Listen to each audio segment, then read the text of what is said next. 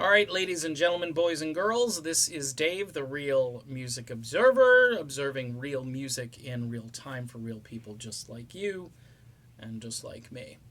How Fleetwood Mac and Styx now have similar problems. It just, when you dismiss somebody from the band who is viable, who is crucial, who is an architect of the sound, and who is still living and breathing. Okay, when you do that, you cause huge problems. You divide the fan base. Dennis DeYoung has made this point. Mick Fleetwood has missed this point. Stevie Nicks has missed this point. I get it. You know, you can go the Chicago model and say, well, everybody's replaceable. But then after a while, how many people are you going to replace? And who are you replacing them with in the case of Chicago? Chicago had a good replacement and something went wrong there. Styx could easily get a huge payday and bring the fan base together. Okay?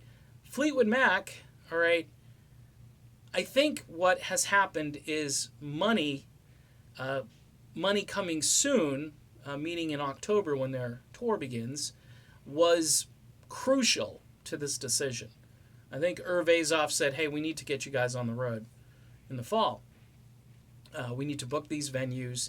We need to secure this income for you guys so then you'll all get this big payday for 2018. Who knows, possibly, maybe somebody in this band has a huge debt that they've racked up. We don't know.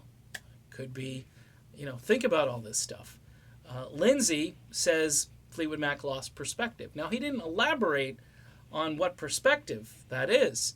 I think, though, he may have meant that the band has lost kind of its love for just music rather than love of this touring and then this financial thing that happens when you tour. Because really, new music today, as you all know by watching this channel, new music is kind of dead in the water from these classic artists and even new artists that are trying to sound like classic artists. New music is not selling. And these bands are all touring because that's the way they really make their money. And they get airplay. Every time they go to a city, their tunes get played more, and that's more publishing and more revenue that way as well.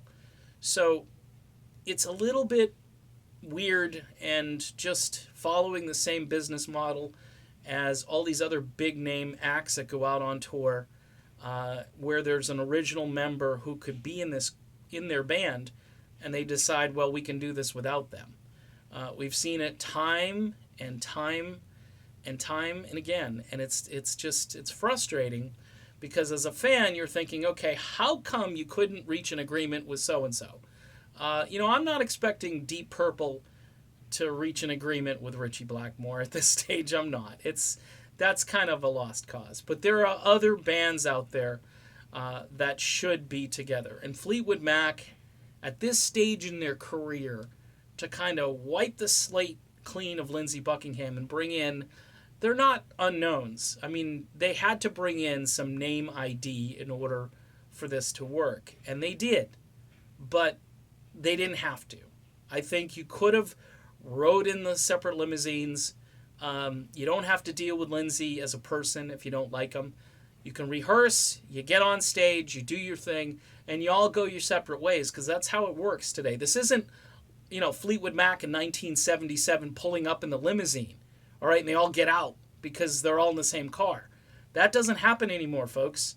Those are the good old days of rock and so forth. Now everybody arrives in their own limo. They take their own plane, own chartered jet or whatever, and that's how they get to and fro. So it's very little contact. You're not making all of this contact with everybody. So I just wonder, are we this prima donna that we can't just deal with Lindsey Buckingham for a couple of hours on stage? For a few months. Yeah, I know it's going to be a pain for a few months to see this guy, but apparently, they made the decision not to go in this direction, and I think it's going to hurt. We'll see what happens with ticket sales. I thought the Eagles might be toast.